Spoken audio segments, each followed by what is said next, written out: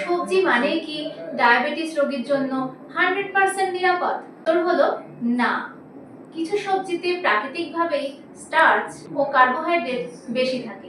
এগুলো বেশি পরিমাণে খেলে রক্তে শর্করার পরিমাণ হঠাৎ বেড়ে যেতে পারে।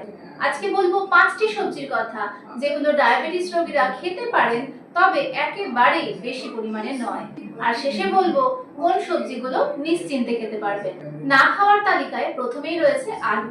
আলুতে প্রচুর পরিমাণে স্টার্চ থাকে, যা শরীরে যাওয়া মাত্র গ্লুকোজে পরিণত হতে থাকে। বিশেষ করে ভাজা আলু, ফ্রেঞ্চ ফ্রাই বা চিপস শরীরে শর্করার পরিমাণ হঠাৎ বাড়িয়ে দিতে পারে। তাই আলু খেলে পরিমাণে কম খান এবং অন্যান্য ফাইবার সমৃদ্ধ সবজির সঙ্গে খান।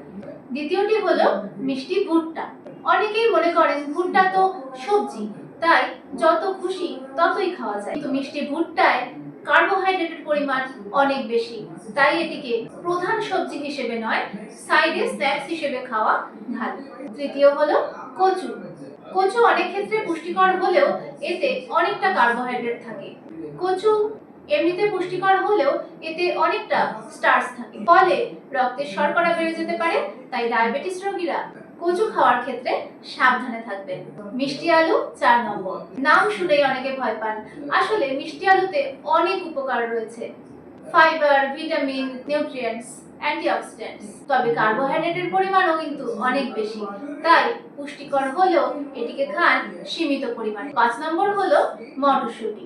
মটরশুঁটিতে প্রোটিন ও ভিটামিন থাকে, এটা তো সত্যি, কিন্তু এতে কার্বোহাইড্রেটও থাকে যথেষ্ট, তাই এটিও অন্যান্য সবজির সঙ্গে খান, কখনোই অতিরিক্ত বেশি পরিমাণে খাবেন না। এই 5টি সবজি কিন্তু ডায়াবেটিস রোগীদের জন্য নিষিদ্ধ নয়, তবে সীমিত পরিমাণে খাওয়া ভালো।